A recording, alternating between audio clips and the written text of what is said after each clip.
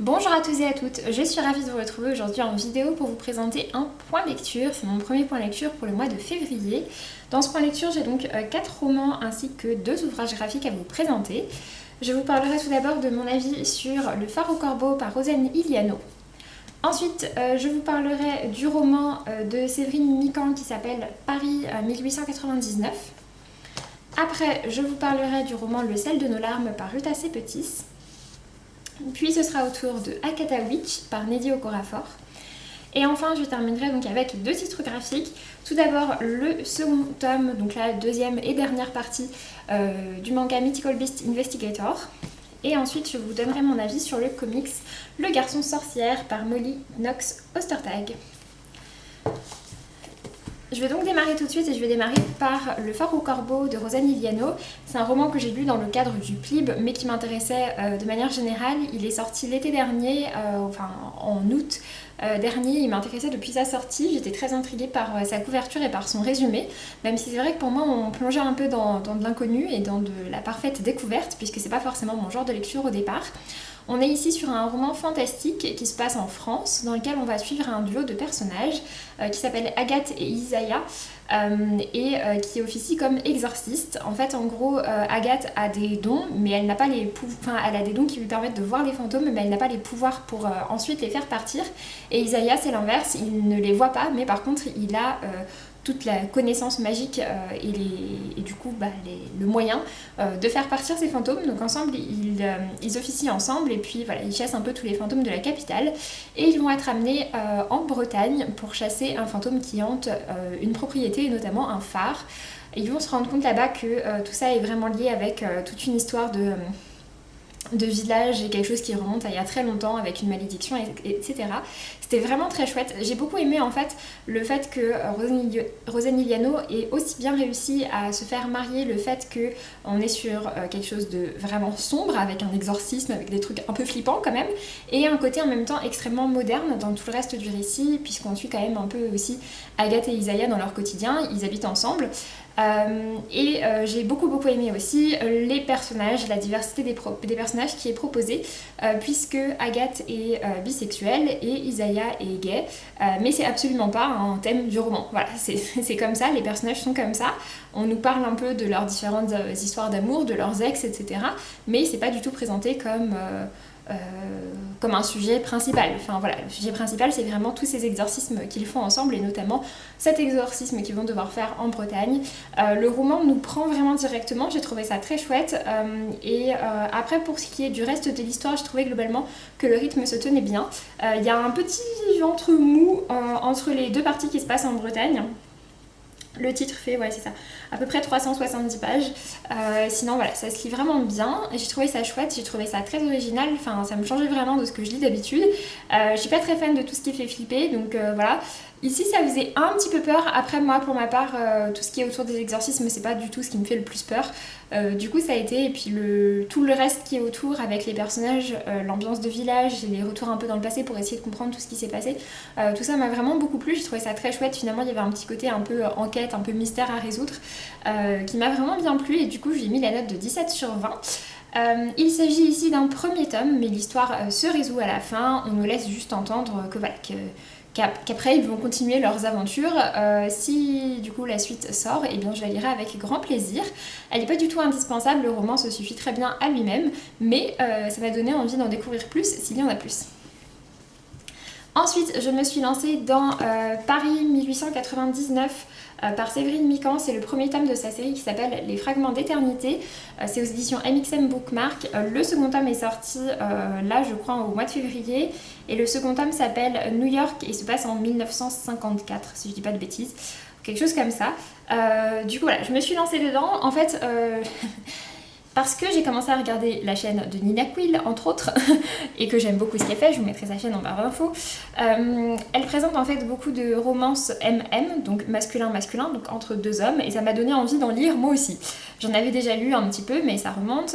Et du coup, voilà, j'avais envie d'en lire. Et puis comme il y a le Rainbow Challenge de Cordelia qui commençait au mois de février, et pour lequel il faut lire des romans qui représentent des personnages LGBT en gros. Voilà, du coup je m'étais dit bon bah je me garde ça pour ce moment-là. Donc fin décembre, début janvier, j'ai commencé à faire mon petit repérage de ce qui se faisait comme romance homme-homme et qui me donnait envie. Et du coup forcément je me suis un peu tournée vers le catalogue de MXM Bookmark puisque c'est un peu une référence dans ce genre-là. Et je suis tombée sur cette série qui est une série du coup historique avec différentes époques et du coup je me suis dit que ça me tentait bien puisque j'aime bien les romans historiques. Donc voilà, du coup je me suis dit que j'allais tenter par ça. Malheureusement ça l'a pas fait avec moi et c'est un roman que j'ai abandonné. Si vous me suivez depuis longtemps vous savez que c'est pas forcément dans mon habitude d'abandonner des romans. Mais voilà, tout simplement, je me suis rendu compte pendant ma lecture que je m'ennuyais un peu et que j'avais pas très envie de continuer. J'ai trouvé ça dommage parce que c'était quand même très bien parti pour moi puisque du coup donc ça se passe à Paris en 1899 et ça parle notamment de l'exposition universelle qui est en train d'être montée. Puis on a un de nos personnages principaux en fait qui est un artiste qui travaille sur l'exposition universelle, qui travaille aussi dans les salles de vente de Drouot, qui habite dans le milieu artistique de Paris à Montmartre, enfin voilà tout ça avec les cabarets etc. Tout ça me branchait carrément. Je trouvais ça très chouette. C'est ce personnage là, donc c'est un personnage qui est un immigré polonais qui a à peu près une petite trentaine d'années, quelque chose comme ça. Je sais plus exactement. Et on a un autre personnage qui est un personnage issu de l'aristocratie, qui est plus jeune, qui est issu d'une famille anglaise, je crois, qui habite à Paris. Et donc en fait, on va avoir la rencontre entre les deux.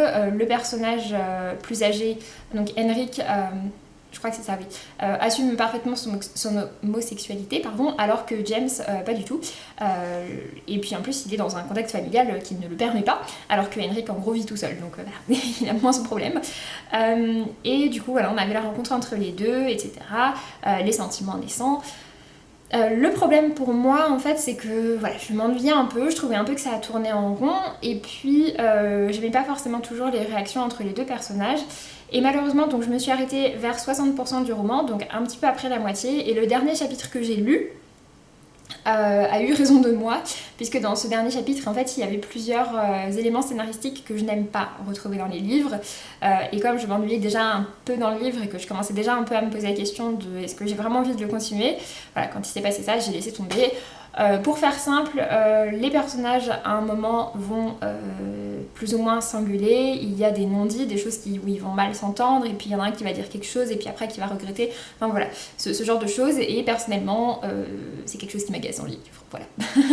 Donc ça a été un petit peu la goutte d'eau qui a fait déborder le vase et qui du coup a fait que je l'ai arrêté. C'est pas un roman que j'ai trouvé mauvais ou quoi que ce soit, c'est juste qu'il a pas spécialement réussi à m'intéresser et à m'accrocher, donc voilà, du coup je me suis arrêtée. Et du coup je ne pense pas lire la suite, même si elle m'intéressait et que j'avais pris directement les 2 tomes sur ma liseuse, hein. J'étais partie au départ pour les enchaîner et tout ça. Mais voilà, du coup je lui ai mis la note de 12 sur 20.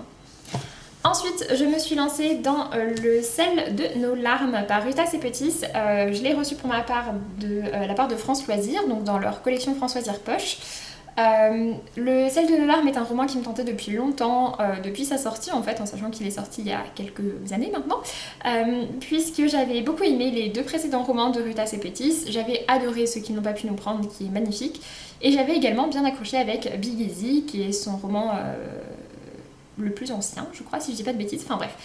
J'ai vraiment bien aimé les 2, du coup j'étais curieuse de découvrir Le sel de nos larmes. Le sel de nos larmes est vendu comme étant en fait un roman donc plutôt destiné à un public adolescent au départ, qui est un roman historique et qui va parler d'un fait qui n'est pas connu, qui est en fait un naufrage qui a vraiment eu lieu durant la Seconde Guerre mondiale, un naufrage d'un paquebot qui contenait plein de personnes qui étaient sur le paquebot en fait pour partir de là où ils étaient. Et ce paquebot, en fait, le naufrage a fait beaucoup plus de morts que le Titanic. Ça a été la plus grande catastrophe maritime, je crois, du XXe siècle, et même peut-être même plus que juste le XXe siècle. Mais c'est un naufrage dont on n'entend absolument pas parler. Donc voilà, du coup, moi j'étais curieuse de découvrir ça. Connaissant Ruta Sepetys, je savais que ça me plairait, et comme ça se passe aussi pendant la Seconde Guerre mondiale, comme Ceux qui n'ont pas pu nous prendre, voilà, le tout était un peu réuni. En fait, j'ai été un peu déstabilisée par ce roman parce que finalement, le naufrage, on sait du coup qui va se passer, et de manière générale, tout ce qui se passe sur le bateau, ça arrive vraiment tard dans le roman. Dans cette édition, le roman fait 480 pages, après ça se lit vraiment très, très facilement. Et voilà, ça concerne vraiment peut-être le dernier quart, quelque chose comme ça. J'ai beaucoup aimé tout le reste, mais c'est vrai que du coup j'attendais un peu le moment où il allait se passer tout ça. Donc j'ai passé quand même pas mal du temps du roman à attendre des événements qui finalement se passent assez tardivement. Donc ouais, c'était pas forcément le meilleur point. Malgré tout, c'est un roman que je vous recommande vraiment, mais ne le lisez pas juste pour le naufrage en fait, lisez-le pour son ensemble. Dans ce roman, j'aime beaucoup l'idée qu'a eu Ruta Sepetys, qui était de prendre le destin de 4 jeunes personnes. Ils ont tous entre eux en gros 15 et 20 ans. Il y a une Polonaise, une Lituanienne, un Russe et un Allemand. Et donc ces 4 jeunes en fait vont être amenés à se croiser, à se rencontrer. Et on va pouvoir découvrir en fait le destin de chacun d'entre eux, le rôle qu'ils ont chacun à jouer, et voilà comment tout ça se croise. Ils vont être accompagnés également de d'autres personnages, et j'ai beaucoup aimé tous ces personnages. La plupart étaient très touchants, pas tous, parce qu'il n'y a pas que des personnages très sympas, mais la plupart étaient vraiment très touchants, et j'ai beaucoup aimé le côté roman choral qu'a fait Ruta Sepetys avec ses 4 points de vue qui s'alternent. Et voilà, et sur le plan historique, c'était vraiment un roman très intéressant. J'ai trouvé ça également très intéressant par rapport justement à ce naufrage, même si finalement il n'arrive qu'assez tardivement dans le roman. Et c'est un récit que j'ai vraiment bien apprécié, je lui ai mis la note de 16/20. Ensuite, après ce roman-là, en fait, je savais pas exactement quoi lire, je savais pas trop vers quoi me tourner. Et puis, j'étais un peu en train de me poser toutes ces questions et est arrivé dans ma boîte aux lettres à ce moment-là justement le fameux Akata Witch de Nnedi Okorafor que j'attendais avec impatience et qui m'a été envoyé par l'école des loisirs. Et voilà, quand il est arrivé en fait je me suis dit mais voilà, c'est ça que je veux lire. Et donc c'est vraiment pour le coup le roman qui est arrivé au bon moment.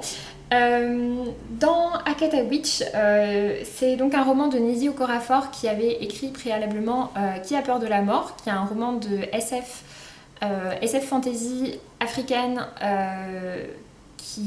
adulte, qui était vraiment super chouette et carrément original. C'était vraiment différent de ce que j'avais pu lire dans ce genre-là, alors que pourtant c'est un genre que je commence un peu à maîtriser. Mais vraiment voilà, j'avais beaucoup aimé, et c'est vrai que Nnedi Okorafor a sorti beaucoup de romans là entre le mois de janvier et le mois de février. J'avais pas du tout vu passer la sortie de celui-ci, et quand je m'en suis rendu compte, quand j'ai vu un peu de quoi ça parlait, j'étais en mode mais c'est celui qui me tente le plus et de loin, je veux le lire. Donc voilà, du coup je remercie grandement l'école des loisirs pour cet envoi, parce que du coup je suis très contente d'avoir pu le découvrir. Dans cette histoire, on va suivre l'histoire de Sunny. Sunny est une jeune adolescente qui est née aux États-Unis. Toute sa famille est nigériane et est arrivée aux États-Unis. Donc elle est née aux États-Unis, donc elle a la nationalité américaine. Sauf qu'ensuite sa famille est retournée vivre au Nigeria, donc toute l'histoire se passe au Nigeria. Et Sunny est une enfant albinos. Du coup, elle est forcément très différente de tous les autres enfants. En plus de ça, elle est américaine et non pas nigériane. Du coup, on la considère doublement en fait comme une personne différente de tout le monde. Elle a un peu de mal avec tout ça. Et puis, en fait, elle va se découvrir des pouvoirs et elle va être initiée par des voisins à elle, des amis à elle. On va lui apprendre en gros qu'elle est un léopard, ce qu'on appelle un léopard dans une assez grande partie quand même de la culture africaine, c'est justement des gens qui ont des pouvoirs. Et donc elle se découvre léopard, et ensuite on a toute son histoire un peu de comment elle va apprendre ses pouvoirs, etc. Et en même temps il y a des disparitions d'enfants, donc ils vont se retrouver également mêlés à tout ça. Sunny va du coup former un petit quatuor avec 3 autres personnages, 3 autres jeunes adolescents comme elle. Sunny a 12 ans je crois, quelque chose comme ça, donc ouais, ils sont tous à peu près dans cet âge-là. Et ils vont donc en gros faire leur classe ensemble, en sachant qu'ils font pas leur classe en allant à l'école, hein. Clairement c'est pas tout à fait comme ça que ça se passe pour eux, c'est plutôt tiens va faire cette épreuve, peut-être que tu vas mourir mais peut-être que tu vas apprendre des choses sinon. Donc voilà, c'était vraiment très chouette, j'ai beaucoup aimé toute la mythologie qui est mise en place par Nnedi Okorafor, que j'ai trouvé ma foi très riche. J'ai beaucoup aimé le personnage de Sunny ainsi que les autres personnages, donc vraiment voilà, je trouvais qu'il y avait tout un ensemble de choses qui étaient vraiment très bien fait, enfin, c'est-à-dire que il y a une monnaie spéciale, il y a des mots spéciaux, à la fois il y a un côté en fait très dépaysant, à la fois par le fait que ça se passe en Afrique, au Nigeria, et en plus de ça par le fait de toute la communauté magique en fait qu'a mis en place Nnedi Okorafor. Donc vraiment voilà, j'ai trouvé ça très bien fait. Je l'ai appris sur la fin de ma lecture et qu'il s'agit en fait d'un tome 1. La suite, on sent voilà, qu'il va y avoir une suite. Malgré tout, c'est un tome qui propose quand même quelque chose d'assez complet. Même si c'est vrai que du coup, je m'attendais à ce que la fin soit peut-être un peu plus développée, qu'on ait un peu plus d'éléments sur certains points. Ce qui n'était pas forcément le cas, mais pour autant, c'est pas du tout un tome qui est juste introductif. C'est un tome qui propose vraiment une histoire en elle-même. Mais voilà, du coup, je lirai la suite avec grand plaisir. Ça a été pour moi une jolie découverte. Et un roman que je vous recommande si vous avez envie de lire un peu autre chose. Et de manière générale, je pense que si vous avez envie de lire un peu autre chose, vous pouvez vous tourner sans problème vers Neddy Okorafor. Et du coup, celui-ci, je lui ai mis la note de 17/20. Ensuite, je vais donc vous parler de mes 2 lectures graphiques. Tout d'abord, j'ai lu la suite de Mythical Beast Investigator. J'avais lu le tome 1 en janvier, je vous avais dit que j'attendais sa suite avec grande impatience puisqu'elle sortait fin janvier. Du coup, je me la suis donc procurée assez rapidement après sa sortie pour pouvoir la découvrir. C'est un manga dont j'ai dont j'ai entendu parler nulle part en fait. C'est-à-dire que moi je suis tombée dessus en librairie, je me suis dit mais ça a l'air trop chouette et je l'ai lu comme ça. C'est un manga qui est terminé en 2 tomes et c'est l'adaptation en fait d'un roman qui était préalablement sorti. Et qui a du coup ensuite été adapté. Dans le premier tome, on découvrait cette jeune fille qui est du coup inspectrice des créatures magiques, enfin des créatures mythiques, et qui parcourt un peu le monde, accompagnée de ces 2 acolytes qui sont fort étranges, puisqu'il y a une sorte de seigneur des ténèbres et une petite chauve-souris. Donc le seigneur des ténèbres, c'est l'espèce de lapin, et une petite chauve-souris. Et comme ça, en fait, elle découvre plein de créatures magiques. J'avais vraiment bien aimé dans le premier tome le fait que chaque créature amenait toute une ambiance particulière. Du coup, il y a un cheval des eaux, il y a une sirène, il y a des dragons, des vouivres, enfin voilà, pas mal de créatures différentes. Et en fait, cette inspectrice intervient quand les villageois ont des soucis en fait avec la cohabitation avec les différentes créatures magiques. Et du coup, son but, c'est de collecter des informations et en même temps de faire en sorte que tout le monde vive en harmonie. Le second tome, donc celui-ci démarre un petit peu dans la même veine avec différentes petites nouvelles comme ça sur des créatures magiques que je trouvais toujours très chouettes. Et puis ensuite une bonne partie, donc plus de la moitié, concerne en fait les différentes créatures, enfin concerne en fait ce trio de personnages vraiment. Donc sa rencontre avec le Seigneur des Ténèbres, la chauve-souris et elle-même. Et pour le coup, j'ai moins apprécié bizarrement. C'est-à-dire que j'étais curieuse à la lecture du tome 1 de savoir comment ces personnages s'étaient rencontrés, pourquoi est-ce qu'ils travaillaient ensemble, etc. Donc tout ça, j'ai eu des réponses. Mais je sais pas, en fait j'aurais bien continué à avoir juste des nouvelles avec les différents personnages, ou peut-être il aurait fallu mettre ça au début, enfin je sais pas. Mais j'étais un petit peu déstabilisée par la lecture. En plus de ça, j'ai trouvé que les dessins étaient moins clairs. C'est quelque chose qui m'a toujours un peu freinée avec les mangas, c'est que je trouve parfois que les dessins sont pas très faciles à comprendre.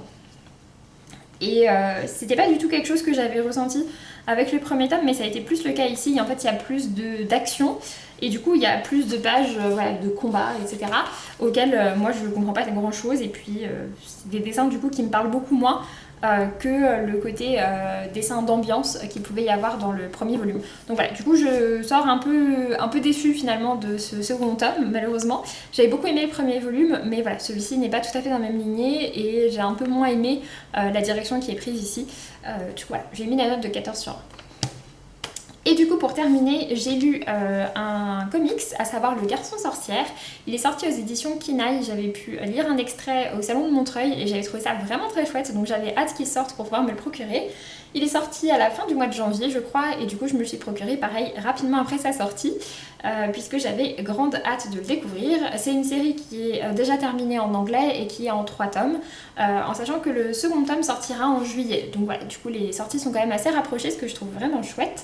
Et on est sur un comics qui fait à peu près 220 pages. Donc voilà, qui propose pareil une histoire vraiment complète. Un peu d'ailleurs comme pour Akata Witch ou Le Phare au Corbeau, on est à nouveau ici sur un premier tome, mais sur un premier tome qui peut éventuellement se suffire à lui-même, c'est-à-dire que la fin nous montre qu'il se passera des choses ensuite, mais malgré tout on a vraiment une histoire complète dans le tome, et c'est vraiment pour ma part le type de tome 1 que je préfère. Donc voilà, du coup pour cette histoire on suit ce jeune garçon qui s'appelle Aster, qui a 13 ans, qui vit dans une grande maison avec toute sa famille, qui nous est présentée par un arbre généalogique au début, ce qui était d'ailleurs très chouette, je me suis référée plusieurs fois. l'arbre généalogique de toute sa famille. Et en fait, dans sa famille, qui vit en marge de la ville normale, dans sa famille, en gros, tous les hommes et les femmes ont des pouvoirs, mais pas les mêmes. À savoir que les femmes sont des sorcières et que les hommes sont des métamorphes.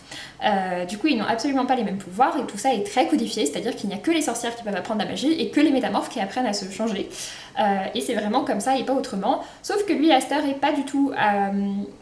et pas du tout tenté par le côté métamorphe, surtout que les métamorphes sont quand même en gros des guerriers, et lui tout ça le branche pas du tout. Par contre la sorcellerie l'intéresse carrément, donc il essaye par plein de subterfuges d'assister au cours de ses cousines et de sa sœur pour apprendre des choses sur la magie, mais ça lui est vraiment complètement interdit.